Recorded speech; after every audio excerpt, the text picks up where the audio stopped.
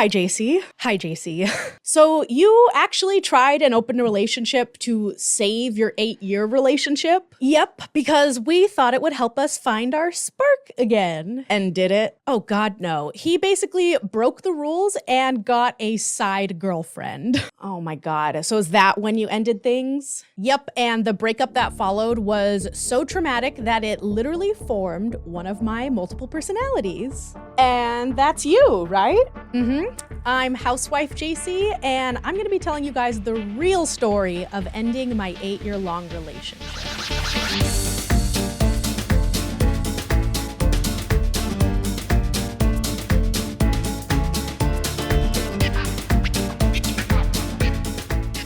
Places, everyone, it's showtime. Welcome to The Naked Puppet, the show that pulls back the curtain on all things dating, sex, intimacy, the body, and the brains.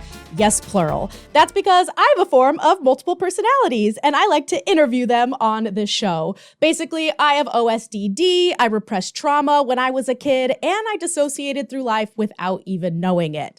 But now I'm getting my life back one scene at a time. I'm Jacy. I'm backstage pulling all of the strings. And joining me on stage today is actually one of my OSDD parts that you guys have not yet met. Hello, everyone. I'm Housewife Jacy, and I'm a part that got stuck in time due to this traumatic breakup that we're going to be talking about today. And this might be our longest podcast to date, but without a doubt, the juiciest because we're spilling secrets we've never shared before. But before we raise the curtains, a quick note. Today's performance does include topics of sex, trauma, and dissociation. If any of that at all feels tender, please feel free to step out of the theater. The doors are always open if you're ready to return. And you guys, I'm not a therapist. This is not medical advice. This is just my personal experience. So seek licensed support if you need it. And if you're watching the visual version over on YouTube, go catch up on some of my other episodes. A lot of these episodes get demonetized by YouTube, so they may not be getting pushed to your main page. So go catch up on some of the other juicy topics we've talked about. And if you have any questions about my healing journey at all, feel free to leave a comment and I might respond. And of course, subscribe. But all right, the stage is set, the spotlight is warm, and our leading lady is in position. So like you said, today we're going to be giving a little bit more insight on the breakup of your 8-year-long relationship.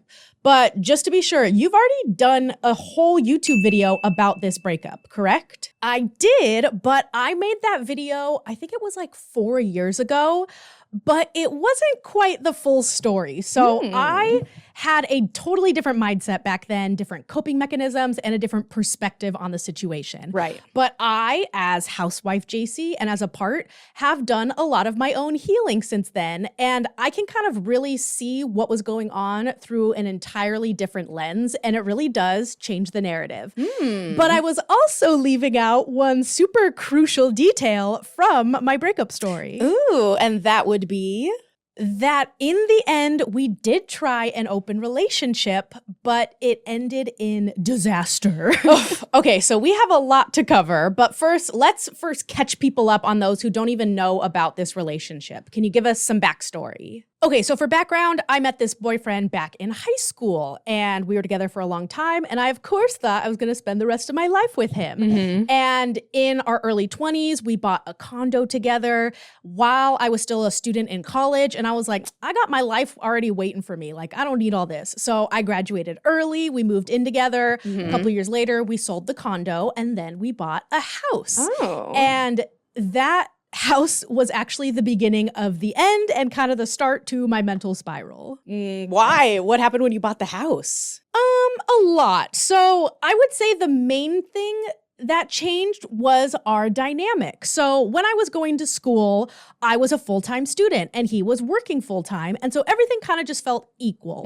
But when we started playing house, he kind of started imposing these gender roles onto us. And so it sort of became like a classic trad wife situation where he made the money and brought home the bacon and I cooked it. You know, I took care of the household. I cooked, I cleaned, did all the laundry. And I was basically the homemaker, but I did not want that at all. He was kind of imposing it on me. Well, if you didn't want it at all, how was he imposing all that onto you? So I remember it started off when I got a part-time job out of college.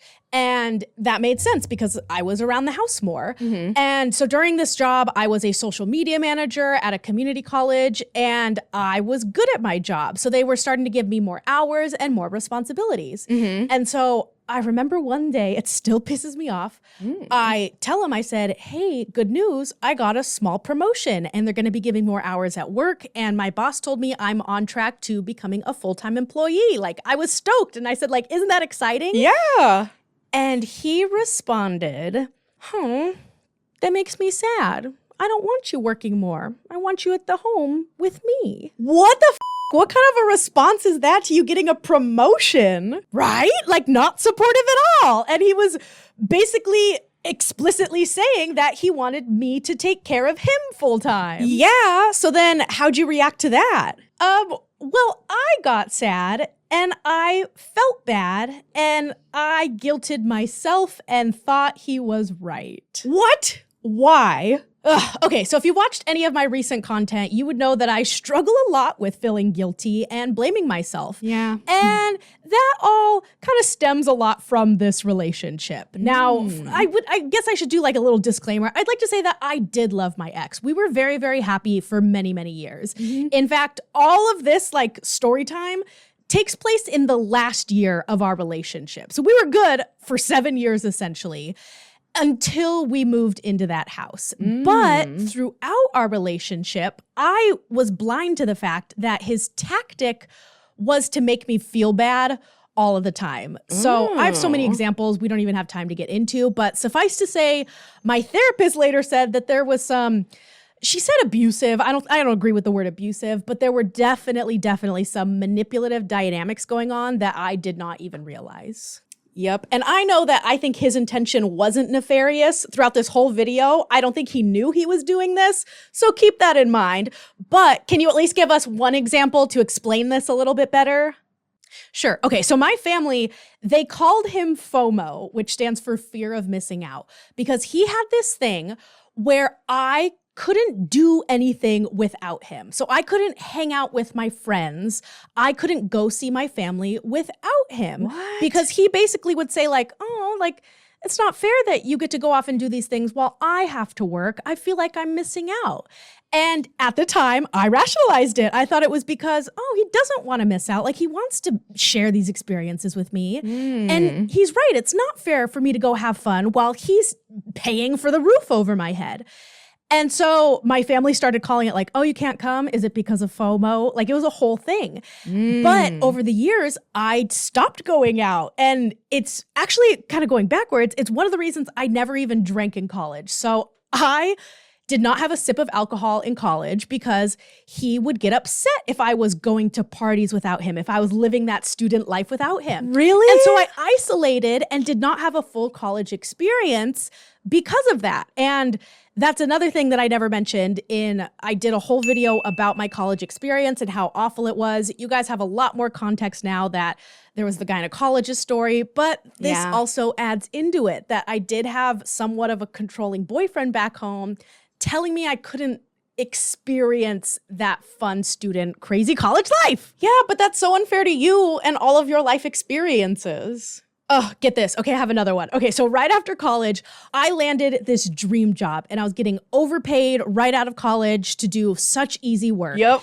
And when I got hired, my start date actually conflicted with his family vacation. So every single year with his family, we went to Lake Havasu and it was the same thing every year. And so I told him like, hey, I'm not gonna be able to make it to Lake Havasu this year because I'm starting my life. I'm starting my dream job. That was a full-time job and it was everything I ever wanted. Right.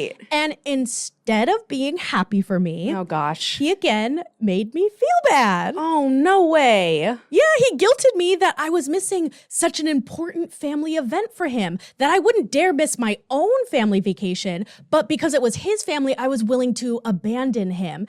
And he made me feel so guilty about it that I called my new job and I said, hey, I actually need to push my start date back a week due to a prior commitment. Girl, I know you don't think this is nefarious or intentional on his part, but that's manipulation. Oh, absolutely. I mean, I didn't know it at the time, but I later learned in months and months of therapy that this is a classic form of emotional manipulation called covert guilt tripping. Oh. And it's kind of a subtle form of control. So he never said I couldn't go out, but every time I did, I came home feeling like I did something wrong. And that's dangerous to my system. That felt unsafe. And I also just didn't want to hurt my partner's feelings. Yeah. And so it's kind of crazy because it doesn't look like abuse or domination on the surface, but the result is the same, where my behavior was shaped by somebody else's emotional reactions that were completely unfounded. Right. Rather than through, open communication. Yeah, and that type of manipulation is so awful because you probably didn't even realize that it was happening. Oh my God, yes, exactly. Because this type of control is so much harder to recognize, especially because we didn't fight. Like, we didn't argue about things. Again, he didn't forbid me to do things, but he made it so painful to act freely that I just stopped trying. Yeah. And so I thought we had a healthy relationship because I'm like, no, we don't fight. Like, we respect each other. I don't hurt his feelings. He doesn't hurt mine. And because it felt like my decision, I don't know, it just felt like we were agreeing. Okay, so then at what point did you realize you're slowly shrinking your world for him? It wasn't overnight. It was kind of like just one little choice at a time. I'd cancel plans here. I'd skip a party there. Yeah. But suddenly, after the years started passing, I looked around and I realized I didn't have a social life anymore. Not because he told me I couldn't, but because I stopped believing I was allowed to. So I felt like I had no friends, I had no family, and all of that really reached its peak when we moved into that house. Ah, yes, that damn house. Okay, so what happened once you guys got the house? So we bought this house in a very small town, kind of in the middle of nowhere, and it was about an hour away from where we were living before. Okay. And so now I was even farther from the friends that I did have, and I didn't have any friends in this new town. I also had this new job, which was the part-time community college job, and I had new coworkers, and I remember I wanted to go out for drinks with them after work or hang out with them outside of the office. Yeah. And he'd get upset. And I was kind of used to that. So again, no friends during this period of my life. But now I'm more than an hour away from my family, but we actually moved 10 minutes down the road from his. So we're seeing his family 3 nights a week. I'm barely seeing mine. I was just becoming entrenched in his life, suffocated by loneliness and isolated from my own world. And so that's kind of when I started to go crazy a little bit. Yeah, and is that when the house kind of started to feel like a prison? Yes, because this specific time period was one of the biggest peaks in my OSDD because it's where I became this part. It's where I became Housewife Jacy. Wow. My full-time job was being a housewife. I had a laundry list of things to do every day. I'll show a photo here of the bullet journals of my chore charts that I had to check off every single day. Where it was, make breakfast, do a load of laundry, walk the dog, make dinner, clean the kitchen. It was obsessive and it was a job. But I also just felt mentally like I was floating through life. I was numb and empty. Yeah. I had no idea what day of the week it was. And I was so depressed. I wasn't even sad. I was just a void and a shell. Yeah. And I know now that it's because I was chronically dissociating. I have a dissociation disorder that I didn't even know about. But at the time, it just felt like I was dying. Yeah, so for you, this wasn't just a slump. It sounds like something deeper. Yes, I wasn't sad. I was gone. I felt like a ghost haunting a life that I didn't choose, that I had no concept of time, no connection to myself, and no sense of a future. And I also had this really weird thing that I just couldn't communicate what I wanted because I didn't know what I wanted. Again, we fell into these roles and I felt so trapped. I didn't know how to get out of it. And so I think that's when just Housewife Jacy took over because those feelings were so immense that it was easier to just numb myself out and accept it. But that's also when our relationship really started to suffer. What started to change in your relationship? Ugh, we were just so deeply unhappy. I mean, at this point, we didn't laugh anymore. We never made plans together. We hadn't been on dates in years. Yeah. It got to a point where, I kid you not, we didn't even speak for 2 weeks. What? Yep, we just existed in the house miserably and just kind of like went about our own lives separately. It was insane. I mean, it sounds like the beginning of the end for sure. Actually, it ended up being the catalyst for trying something radically different to fix it. Okay, tell me more. So after those 2 weeks of giving each other the silent treatment, which is so stupid, I basically said, like, look, we got to figure this out. Like, what's the plan here? What are we doing with our lives? Right. And we did have a really good talk about whether we wanted to break up or if we saw ourselves getting married. Like, we were in limbo. Where do we go on either side of the spectrum? Okay. And something that came up between the both of us was what's holding us back from taking the next step. And we both actually agreed that we feel like we missed out on dating other people. You know, we were each other's first loves. We grew up together. I mean, I was with him since I was a 17-year-old high school kid. Yeah. We didn't know our lives outside of each other. And so we were both a little hesitant to settle down, knowing we had never experienced anything but each other. So I actually suggested, well, then why don't we try something a little unconventional? And that is? An open relationship. Oh. I said, well, hey, why don't we give ourselves several months to explore seeing other people and see what happens? You know, we're each other's main people, but, you know, just go out and see what's out there. Huh. And externally, I probably said something like, let's just get it out of our systems and we'll come back stronger together, knowing our connection can't be beaten. Yeah. You know, I kind of like, we didn't have The Ultimatum, the Netflix show back then, but kind of like that, where it's like, you got to test your connection and see if it really is stronger than everybody else's. Yeah. Like, I did have that mindset. Okay. But I also think implicitly, I was probably thinking, let's see if we should break up or not. Right, because why not just break up? Why take this unconventional step? I definitely think it was a Hail Mary for our relationships, or maybe even like easing into a breakup. But there was also a part of me that did want it to work. I mean, I didn't understand at that moment why I was so unhappy. Again, I didn't know I had this mental disorder. I couldn't communicate my feelings because I was so non-confrontational. Right. And I didn't like being a housewife, but it sure would have been a whole lot better if we were in love again. So I do feel like I saw a path where this could work and I had good intentions. But I also wanted to see other people. And I agreed. Like, I wanted to see what's out there. And so we both mutually agreed to try an open relationship. Okay. But we f***ed it up from day one. Oh, gosh. Okay. Why? So the biggest thing we didn't do, which is so stupid, we didn't discuss any rules or boundaries. Oh, no. In fact, the one rule that we had was literally like, don't ask, don't tell, which I can actually take responsibility for. That was my idea because I didn't want to know what he was doing. I didn't want to know who he was talking to, if he was on the apps, if he was going to bars. Like, I just want to be like, la, la, la, la, la. I don't know. Just have your fun. I don't want to know about it. Yeah. But I also didn't want him knowing what I was doing either. And so we kind of just said like, let's just not talk about it. And because of that, we just didn't talk about what was acceptable, what was inappropriate, what was out of line. We didn't even discuss like our goals or what we were trying to get out of it. Yeah. And so we ended up going about this whole open relationship in two radically different ways. Interesting. Okay, let's first start with you. How did you approach this open relationship?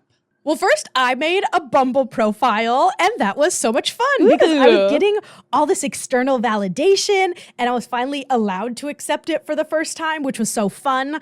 I was flirting and just like seeing what was out there, which was really cool. Yeah. But I wasn't inclined to actually meet up with anyone. I learned very quickly that a lot of guys are just looking to hook up, which you guys know how I feel about sex at this point. Yeah. And I didn't really want that. And so I realized pretty fast that I wasn't actually looking to date anyone in person. Okay. Or see what's out there. I kind of realized that I just wanted freedom. And I started to get some of that back. How so? So now, because of this don't ask, don't tell open relationship, we were both, coming home from work a lot later and not being around the house as much. And now it was like, wait, all of a sudden, I am allowed to go out for drinks with my coworkers after hours because he was staying out late too.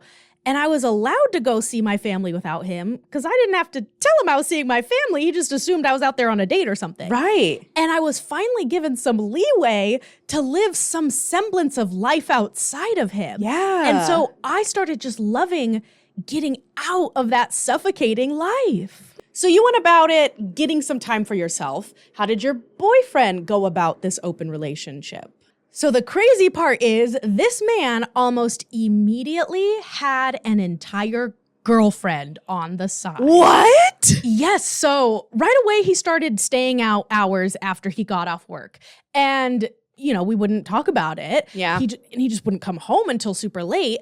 And I knew, I was like, wow, he hopped into that pretty fast because he didn't have that many friends. Again, he only kind of like had his family. And I knew he wasn't like a bar person. Yeah. And I not that I was suspicious, but I was like, oh, I just wonder what he's up to. So I saw the credit card statements and I saw he was going to restaurants and clearly paying for two. And I was like, okay, he's dating. Good for him. That was fast, but like, all right. And then we'd be at home, you know, watching TV and he'd be constantly texting. And I'm like, okay, it's not like he's swiping on an app. He's already texting somebody. So one day I went through his phone. I know, not great. Clearly a lot of trust issues at this point. I know. Yeah. But I went through his phone. And sure enough, he was essentially already dating her. Uh-oh. Who's her? Her is that one girl that every girlfriend keeps their eye on because you kind of already suspect there may be some flirting going on. So she was his coworker.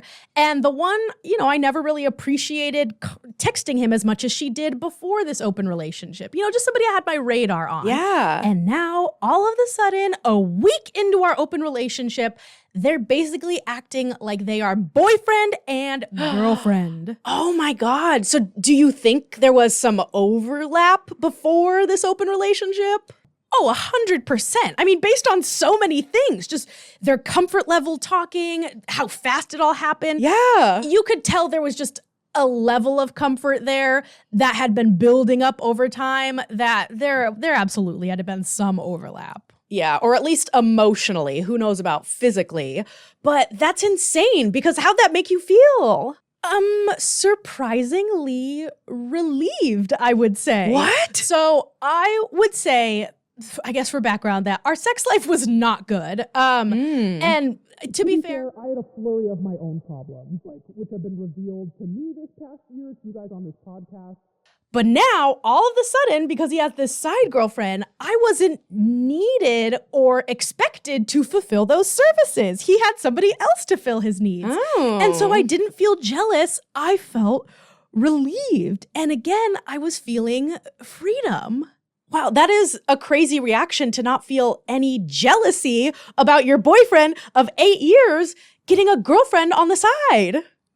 Not entirely true. I mean, I didn't feel jealous of him having sex with somebody else. Okay. But I soon became completely not okay with the fact that they were so romantic and essentially had a boyfriend-girlfriend relationship. Okay, so what about that bothered you? He basically started treating her better than he ever treated me. So I did his laundry every day. He worked a job where he had so many dirty clothes. I was doing laundry every single day.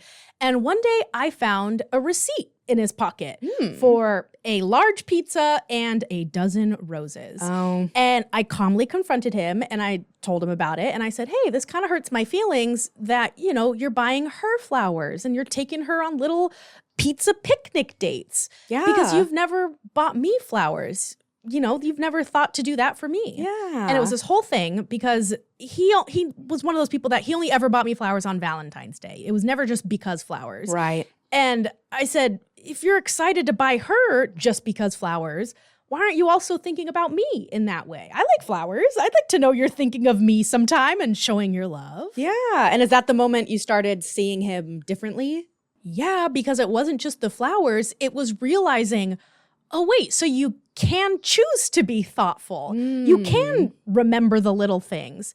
You just don't choose to do it for me anymore. And so that was a gut punch, realizing, oh, I'm not invisible. I'm just no longer worth the effort. And even worse was how he responded to this whole conversation. What'd he say? This man looked in my face and he said, no, I didn't buy the pizza for her. I bought it for my coworkers in the break room because we had a hard day. I didn't take her on a picnic. What? And again, he tried to make me feel bad and tell me like I was assuming something wrong. So the whole conversation means I'm wrong. That's gaslighting. Hello. Hell yeah, it is. And I didn't have that term at the time. Again, I was blind to it all. But now it was like this fog was lifting and I was starting to see how he talked to me. Yeah. And how he constantly made me question myself because I'm like, you still bought her flowers. The pizza part is irrelevant. Yeah. So I had to say, look, I'm the main girlfriend here, okay? I've been around 8 years. We're trying to salvage what we have here. If you're not even thinking about doing nice things for me, what's the point? Yeah. And so he did kind of say like, okay, you're right. I'm sorry. I will try to prioritize you. Okay. And I was fine with that. I believed him until, the next big scandal that happened. Oh boy. Okay. What happened next? So up until this point, I had been, looking at his credit card statements to see what he was up to. And again, definitely breaking the trust of our relationship. Yeah. Like, sue me. I was in a different mindset. But at this point, we had no rules. And I'm like, I just want to see what he's up to. But he changed his password to his bank so I could no longer see the credit card statements. And I was like, okay, noted. We're playing games here. But this idiot was still too dumb or aloof to just empty his pockets. So one day I'm cleaning his jeans and I find another receipt. And this one was for a $200 steak dinner at Fleming's. And that shattered my heart. Because he took her to a nice dinner?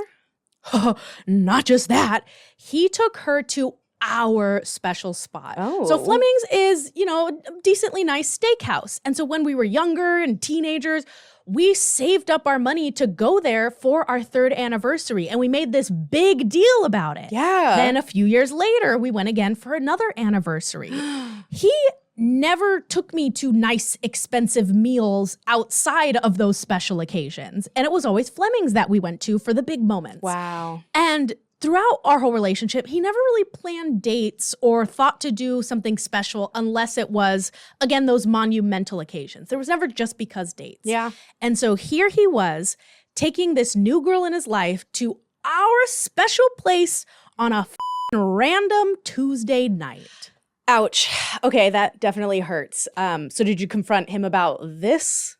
Yeah, I went off on him. Although I should mention that my version of going off is more like crying and just getting really upset. I am not a yeller. I don't get angry. Again, we never even fought or argued. This is kind of like the first we're ever fighting in our relationship. And I'm like, I don't even know how to do this. Yeah. But I was so upset. And I told him how up that was because not only did he take her there and drop hundreds of dollars on a random meal, but again, that he hadn't thought to do that with me in years. And I was upset that he was now taking her on dates and he hadn't taken me on a date in forever.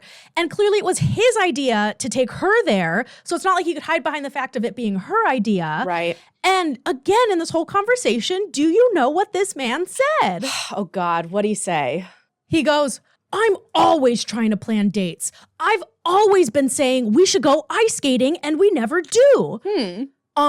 First of all, sir, he again completely ignored my valid complaints about everything I just said. Right. And instead he focused on the one tiny thing that he thought I got wrong so he could spin it all against me. But I wasn't wrong. And this was the first time, I kid you not, in our whole 8-year relationship that I yelled, that I raised my voice and I shouted. I said, you suggest dates. You suggest we should go ice skating, but you never plan them. Yep. You never book the tickets or tell me a date. You just expect me to plan it. And then when I don't, you blame me. I've been asking you for years and you haven't planned a single date. You just suggest one. Yep. And then he starts yelling back and he said, I took you on a date last month when we went to Lake Havasu with my family. And I shouted back, that wasn't a date. We were out of town and needed to eat, so we went to Chili's. That's not a date.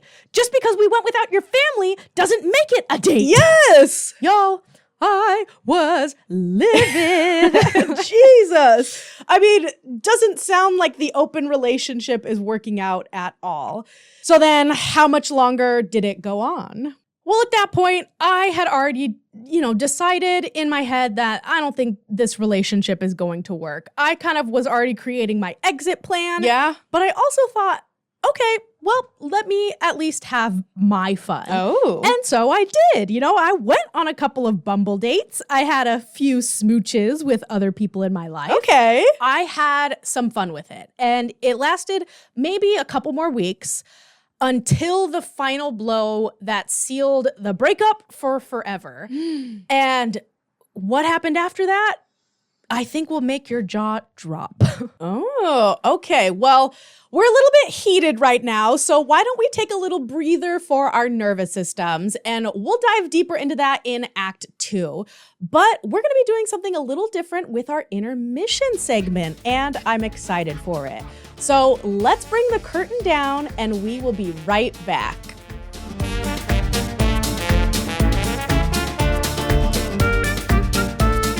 Welcome back, everybody. Now, normally we do a pop light segment for our intermission, but today we're going to be getting to know Housewife Jacy a little bit better with our new segment, System Spotlight. Okay. Now, across my social media, I get comments all the time asking to meet my parts or talk to them specifically. Well, Jacy, you are the first OSDD part we've interviewed on our show, and we'd like to get to know you a little bit better. Okay, exciting. I'm down. But before we hop into that, let me explain a little bit more about my system. So we have OSDD, which is a form of multiple personalities. Now, I like to use air quotes or specify that that's a bit of an outdated term. We like to use fragmented senses of self. But this is on the same spectrum as dissociative identity disorder, or DID. Now, that's the one traditionally you see in the movies where people are switching in and out of different characters. I don't have that level of it. I'm on the other side of the spectrum where instead of switching out alters, it's more like I just have a lot of voices and channels in my head. So essentially, when a part in my head gets activated, they may say something or, take over the controls and do something that feels out of my character and I get confused. But I don't have those full amnesia character switches. It's more just like a lot of ladies in my brain. And one of those ladies, of course, is Housewife Jacy. Yep, so we're kind of more like voices in the head, where if we were to bring on a younger part, they wouldn't necessarily talk or act like a kid, although they might have the humor of one. But we can hear them and talk to them and relay what we're saying in like the version that we are now, but we don't necessarily present our age externally, if that makes sense. It's definitely just like a channel of voices up here. Right. And so I'm one of the parts that's mostly integrated, meaning I have been through the therapy, I am aware of the system, I know my role in the system, and I'm doing the healing work to understand ourselves. And because of that, I speak in past tense. I don't know. I feel like that's helpful to explain. Yeah. So basically, it's really crazy living with different people in your brain with their own different opinions and feelings towards things. But we're getting a handle on it now. But this podcast conversation that you and I are having basically has already happened in my head. But I'm just bringing the visual to life and sharing it with you guys. And maybe if this goes well, I don't know, maybe we'll bring on other parts and introduce them to you guys. But for now, let's get to know Housewife Jacy a little bit better. And the reason that we're starting with this whole explanation is because we actually unrepressed a lot of this era and the memories during my trauma treatment program. Can you tell us a little bit more about that? Yes. So I didn't remember a lot of this era because that's just the way my brain works when it gets overwhelmed. It just got buried back there. And so a lot of this information and this story came back to me recently. So why is it that you couldn't remember any of this era? Well, definitely because of the dissociation, of course. I mean, that alone is like living in a fog that you're not even recording anything up there in real time. Right. And like you said, because this era was so painful that it just got buried away in my brain. But another crazy reason is because I didn't take any photos of myself during this chapter of my life. Oh. And if you've heard from previous episodes, you guys would know that I struggle with depersonalization. Right. And so I remember a lot of my life through photos and through this third person perspective. But because there were no photos to look back on, I couldn't hold on to the memories and I couldn't remember anything, which is crazy. Wait, why didn't you have any photos? Did you burn all of them? No. I mean, I wish I would have, but I just didn't take any during this time because I was actually so deeply unhappy and physically at my most insecure. Oh. So when I was Housewife Jacy, I was at the heaviest weight I've ever been. I was about 60 pounds heavier than I am now. Okay. And I also decided, you know what? I want to go on a curly hair journey. So I had to stop straightening my hair and I chopped it all off and I chopped it up really short. Yep. And I hated it. I didn't know what to do with it. And I was so self-conscious about my hair at this time that I started wearing wigs. But because of that, I couldn't recognize myself. So I was literally a walking, depersonalized, detached disaster. And because of that, I just didn't take any pictures. Yeah, I mean, that makes sense. So then how did you finally recover all of the memories from this chapter? Well, therapy, of course, but the photo thing is still true, which is so crazy because turns out my mom had photos of me during that era. And so it was while going through her Google photo storage that I saw myself again. I saw Housewife Jacy and the memories started coming back. Wow. And you guys, it's literally so trippy how my brain works. But that's kind of when Housewife Jacy started fronting again. Well, I'm glad you came forward. And even though all of this story was kind of like an unhappy time, let's at least learn who you were outside of this relationship and maybe some of the good stuff. So let's start with what were some of your hobbies during this time? Okay, so I had two. The first one was reading. So this was my biggest reading era where I was finishing a book a week. Okay. But the funny part is I very specifically remember I started reading Harry Potter for the first time. The first time ever? Yep. I was 25 years old, and I had only ever seen the movies. So I started reading the series, and of course, I got obsessed. Yep. And the funny thing is, again, controlling. This boyfriend, he didn't want me to get more tattoos. He was like, no, I don't want you to get more tattoos. And I listened. The week after our breakup, I wanted ownership of my body back. And I was in Las Vegas with my mom, and I got a tattoo. Yep. And so I thought, well, what do I like right now? What do I get a tattoo of? That is the story behind my Harry Potter tattoo that I have here on my arm. So I got this bad boy here because of that reading era. Wait, but didn't we do a whole YouTube video about hating this tattoo? We did do a whole video on this. And again, if you're watching this on YouTube, I'll leave links of all the videos I'm talking about in the description below. But I don't agree with that video anymore because I talk about hating my tattoos because they didn't feel like me anymore. And they just felt like old things I liked and not representative of who I was. Okay. But I didn't know I had OSDD and all these multiple ladies in my brain. Yeah. And I feel like, now it's not that I don't like this anymore. I don't relate this to this anymore. I realize that, my parts got these tattoos and they're kind of like a visual documentation of those parts and the eras in my life and the choices made by the ladies in my brain. Yeah. So now I love them. I feel like they're just little journal entries throughout my life and I can pinpoint which part got each tattoo. So I'll probably getting more tattoos in the future.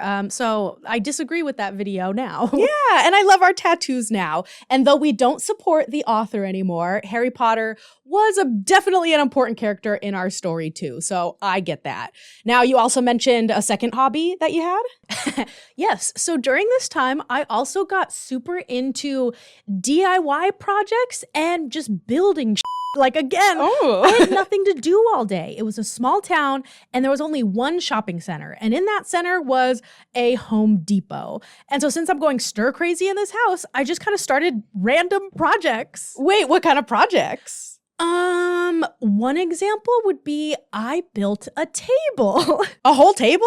Well, half a table. So we had this long entryway in our house, and I wanted a super narrow, thin, up against the wall entry table that just kind of like filled the space lengthwise, but also held decor. And I couldn't find anything online that I wanted. So I was like, well, I'll just build it. So I bought and I cut the wood, I sanded and stained it, and I put it up. And it was probably the most rickety, wobbly table that's ever tabled, but I built it. And hey, that's still pretty impressive and a good skill to have under your belt. Now, you're also a big music person. So what kind of music were you listening to during this era? So during this time, I was walking my dog all day long, just like 3 times a day. Again, dissociation. Yeah. And this was the first time I ever got a music app. So up until this point, I was like a strict CD in my car girly.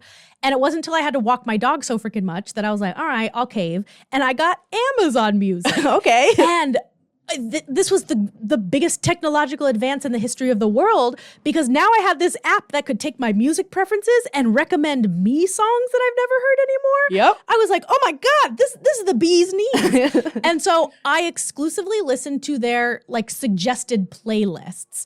And so I wasn't even listening to like songs I liked anymore. I was in full discovery mode. Okay. So the music I was listening to, I wasn't listening to artists necessarily. I was just listening to songs. Okay. Like I probably listened to thousands of different artists, but maybe like only knew 1 or 2 of their songs each, if that makes sense.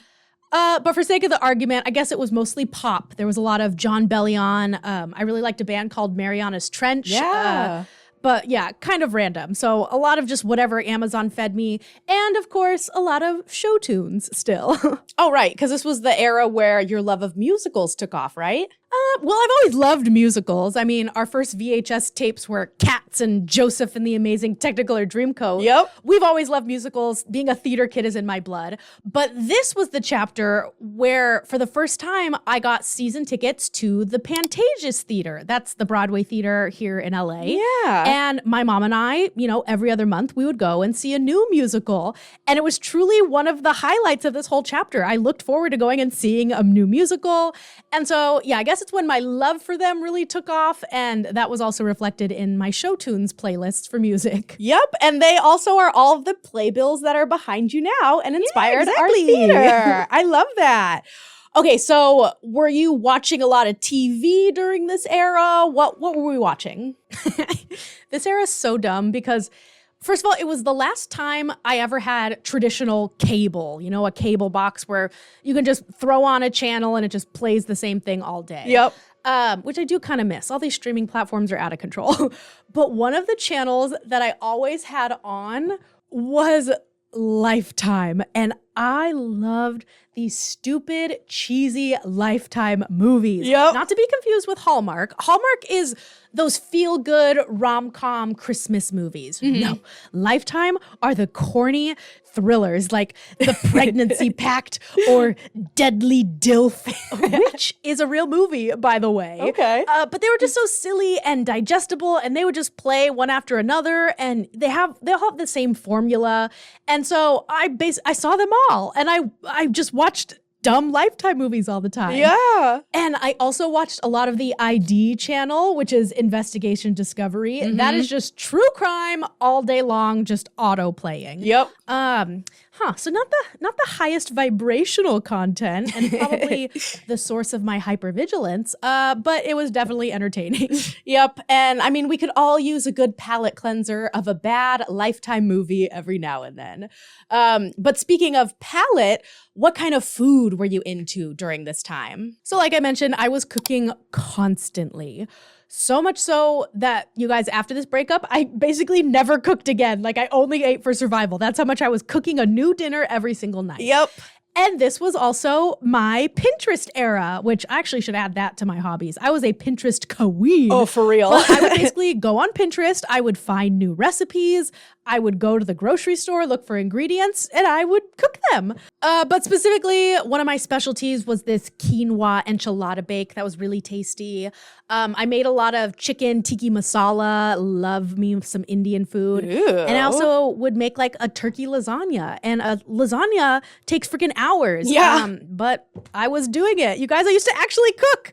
But again, I didn't love it. And nowadays I am completely content with my bagged salad kits and my lean cuisine. And as much as we miss those delicious dinners, I kind of agree. All that time, effort, and cleanup was not worth it for me. So I agree. But let's see. We also love traveling. What were some of the trips that you took during this time?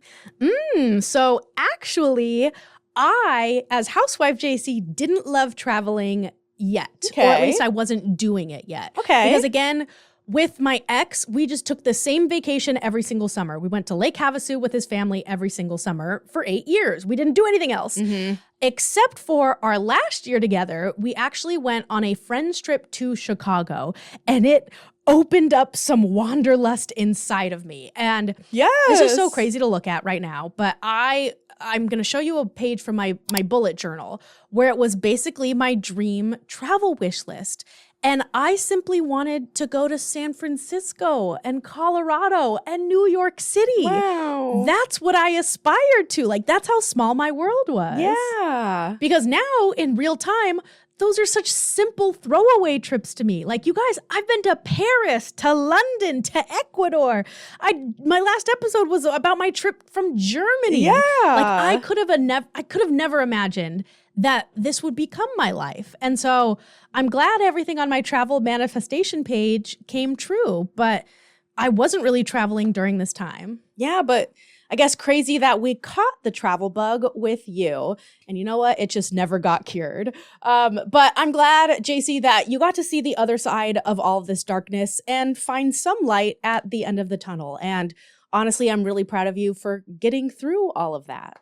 Thank you so much. Yeah, and even though you probably couldn't see it at the time, I love who you were during that time. And I hope throughout all of your healing, you've learned to love yourself too.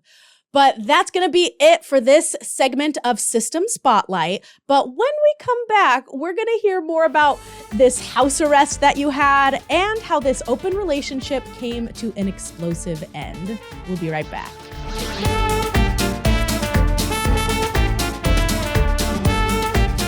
All right, Jacy, so your boyfriend got a side girlfriend. You've got 1 foot out of the door of your 8-year-long relationship. So what happened next? So there was one more crazy instance that happened, and it stemmed from, I went through his phone again, sue me. I don't know what you want from me. I don't think I'd do that now, but different times. Yeah. But I read some of the texts between the two of them, and I could not believe some of the things they were saying to each other. Like what? He was telling her that he wanted to choose her and that he wanted her to move into the house and he wanted to be with her. You're kidding. Nope. He was essentially telling her that he and I were done. He wanted to start his life with her. But of course, when I brought it up to him, he just yelled at me for going through his phone and not what the context was. Oh my God. And so at this point, I'm starting to realize he's refusing to end things with me. Like, he's clearly done himself. He's over this relationship, but he wouldn't break up with me. And I also didn't want to do it. I still don't know why. Again, non-confrontational. Maybe it was just too painful. But there was just this guttural heaviness inside of me that couldn't do it either. And I don't even know why. Well, I think you were dying because it sounds like you were actually starting to split off. I was, because I guess I just knew that whatever was coming next was going to be the end of a chapter. And for my brain, that means death. Yeah. And in a way, I guess because knowing that, I just kept delaying it. So I actually gave myself until my birthday to make any sort of decision. And I gave my ex one last chance to make any effort in our relationship. Okay. And in the end, we ended up breaking up over a coffee machine. Wait, a coffee machine? What do you mean? So we were deep into this open relationship, and I'm clearly second fiddle at this point, but my birthday's coming up, and he asks me, so what do you want for your birthday? And, you know, he's one of those people that it's been years since he gave me anything thoughtful or sentimental. Like, I had to send him links of the specific things that I wanted. Yeah. So I said, I want the exact same coffee machine that your mom has. It was this big boy of a coffee machine where one side is like a coffee pot and the other side is an espresso machine. Okay. And I wanted this new coffee maker because I had a Keurig that I had had since college and I wanted an upgrade. And I said, I want the 2-in-1 big boy espresso coffee machine. And so my birthday comes. I unwrap it and inside was a Keurig with a box of espresso-flavored coffee pods. What? Uh-huh. And I said, this isn't the machine that I asked for. And he said, yeah, but this one was on sale. What? And I said, okay, got it. Wow. Okay, that moment doesn't even sound like it's about caffeine. Nope. It was about realizing that he didn't listen to me. He didn't care to remember what I wanted. He thought that I should be grateful for the bare minimum. Yeah. It was the most you deserve less moment we'd ever had. And something inside me just broke because I saw he had given up and yet he was still forcing me to be the one to end it. Yeah. And that's when I wrote the letter and I left. Yep. Okay, so can you actually explain what the letter is to anyone who hasn't seen your original breakup video on YouTube? Sure. And I will go into this because there's actually a funny thing about the letters that I didn't say in my original video. Oh. But basically, I wrote him this long, like 5-page essay about why I was leaving him. And I said things like, you know, we grew up together, but we've grown into different people. Yeah. How we just no longer saw the same future. And I mentioned in there, like, I'm realizing maybe I don't even want kids or want to get married. And also, how he ruined everything by getting this new girlfriend and treating her better than he ever treated me. Yeah. But what I didn't mention in that YouTube video that I made was this. So I left him the letter. I stayed with my parents for a couple days. I came back to collect my things, and sitting on the counter was my letter annotated. He had highlighted sections and added a whole bunch of comments in the margins. What? And all of his comments, once again, are ignoring all of the things that I was saying that were actually important. And he was circling things and going, you never once told me you wanted kids. Or circling things like, you never said we've grown apart. How could you say this? He was still blaming me. Wow. So even in the end, he's still trying to edit your truth. Yes. And I love the way you put that. You guys, he was still trying to emotionally manipulate me through annotations. Yeah. And this was passive aggressive gaslighting happening in front of my eyes. Like he still needed the last word even after I left and broke up with him. Yep. And I had poured out everything I wanted to say that I couldn't say out loud in that letter. And then he just repenned my grief like a homework assignment. Yeah. And sadly, it still made me question, again, if I was the problem. I did think to myself, you're right, I did never communicate with that to him. You're right, I never mentioned all that to him. Even though it was painfully obvious we'd grown apart, I still carried the shame for years that it was my fault. But in receiving that letter and going and collecting my things, that was actually the last time we ever spoke in person. Okay. And how'd that conversation go? Well, I told him I was leaving and never coming back. I told him he could keep all of the furniture that I had purchased. I said, I don't even want it. I said, you can keep the dog. You can have everything. I just wanted to be done. Yeah. Because again, for me, it was also overwhelming that I just had to remove myself from the situation. I couldn't handle getting a U-Haul and loading it up and having more confrontations with him. I had to get out of there. Yeah, that makes sense. And for clarification, everyone, he did buy the house and I kind of bought everything that was in it. But this whole experience was so painful that I know I just had to leave. But what did he say? He cried and he said, Jacy, how could you do this? How could you leave without fighting for us?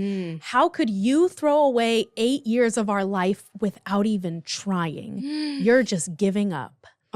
And I just cried and I said I was sorry, like I always did. Okay, well, how'd that make you feel though? Well, I can tell you how I feel about it now. I realize now that his whole shtick was to make everything my fault. Yeah. He wanted to break up with me, probably even more than I wanted to break up with him, but he didn't want to be the bad guy. He wanted to be the victim and force me to do the hard thing so that he could go, she left me, she's the bad guy, I am completely faultless in this whole thing. Yep. He just wanted to be the victim, and I think he was being a coward because up until the last second, he still couldn't take an ounce of accountability for his actions. Yep.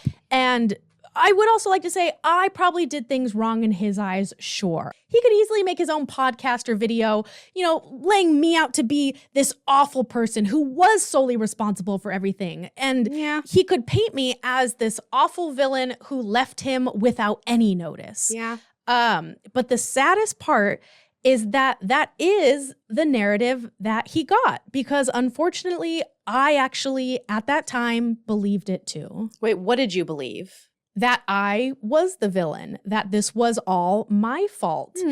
And again, that guilt and that self-blame were a part of my DNA, and it's how I saw the situation. I believed his narrative. And that was amplified by the fact that I chose not to tell anybody about this open relationship. I kind of kept that private, and I don't know why, but I think it stemmed from this idea that I still felt the need to protect him. Yeah. I felt like if I told people we did this open relationship and he got a side girlfriend, that it'd make him look bad.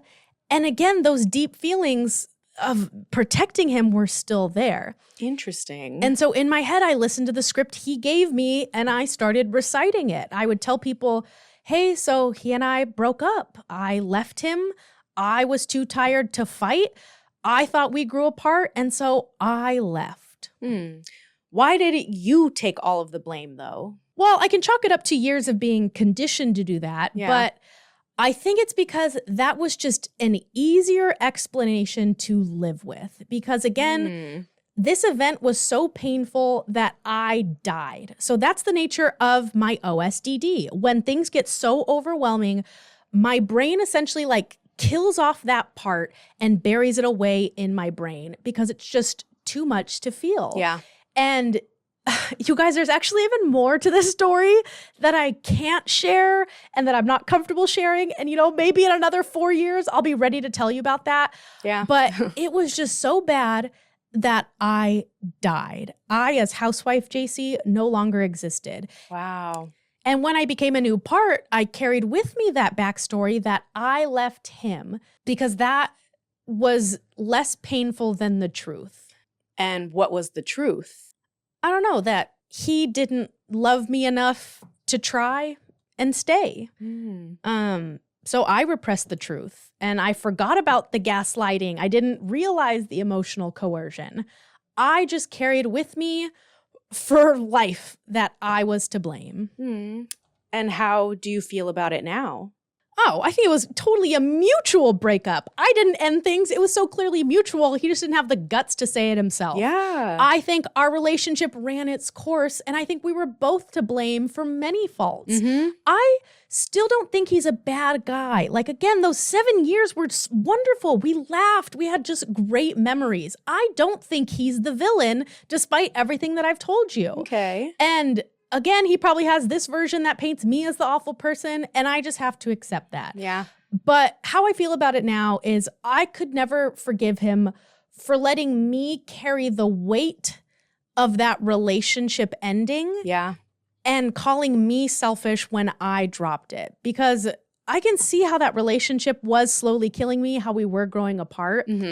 But I don't think it's acceptable that he let me take all of the blame. And I'm so glad that I've done the work to really release myself from that burden. Yeah, but I do have to ask, do you think you were ever really truly yourself in that relationship, or just who he wanted you to be?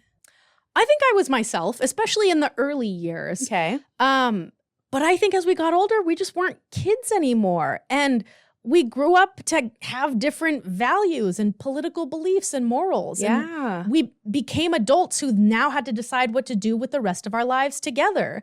And so I think he had this vision of what he wanted, and he wanted me to fit into it. And I tried, but I just didn't like it. I felt trapped and unfulfilled and unhappy. Yeah. And so there was no scenario where his vision would have worked for me. Well, what was your vision for that relationship?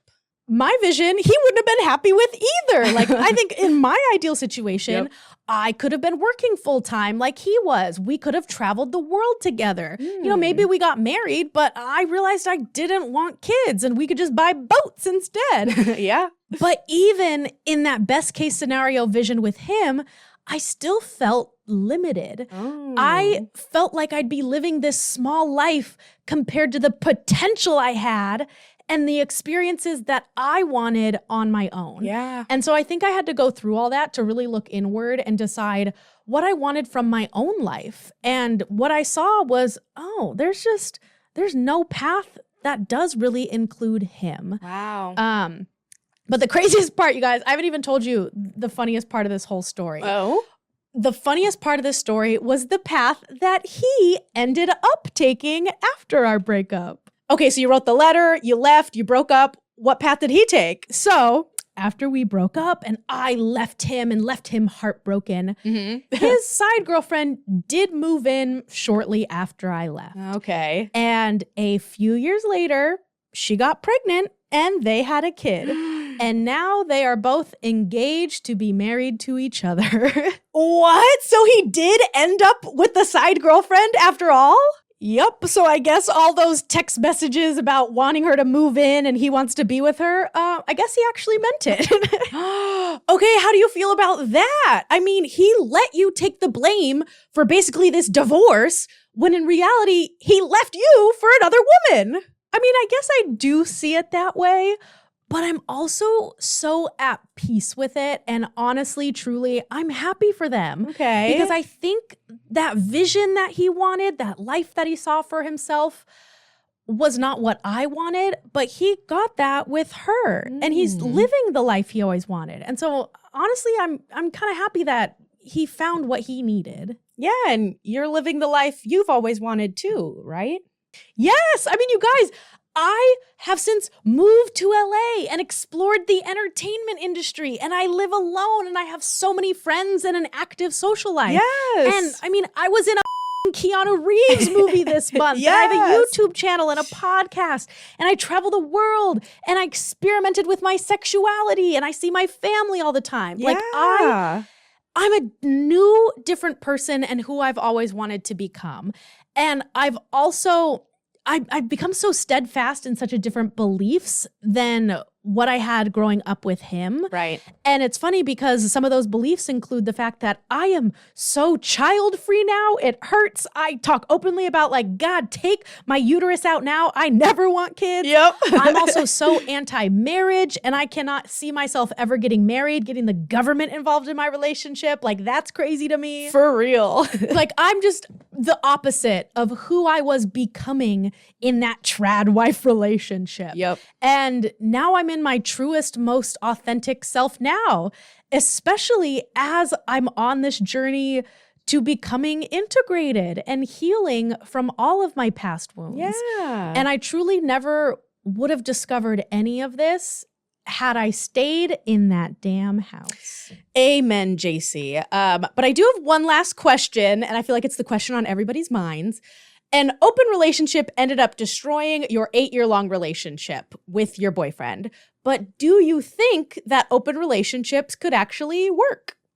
So this may be my hottest take of this whole episode, but yes. Oh. I still believe in open relationships, even though it ended my 8-year-long relationship.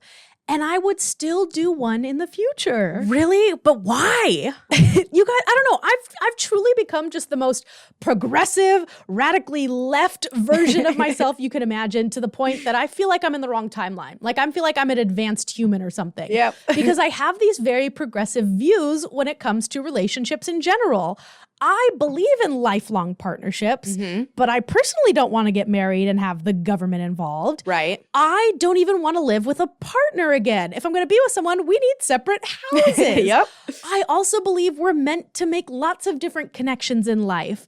And I understand polyamory. I also am part of the LGBTQ community where open relationships are very common and very healthy in situations. Yeah. So the way I see it, open relationships are not only normal, but it kind of makes sense for a person like me.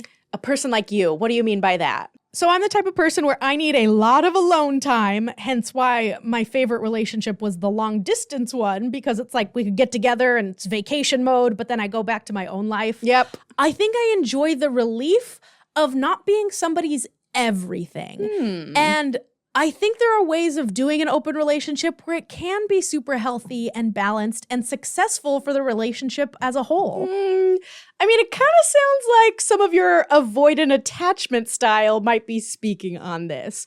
Are you sure this isn't just your fear of commitment or the wounds of this breakup talking? Ugh, I mean, it could be, you guys. I mean, I can say that my views can always change. Like I may be eating my words come next relationship, that I think open relationships are the most taboo, awful thing you could do.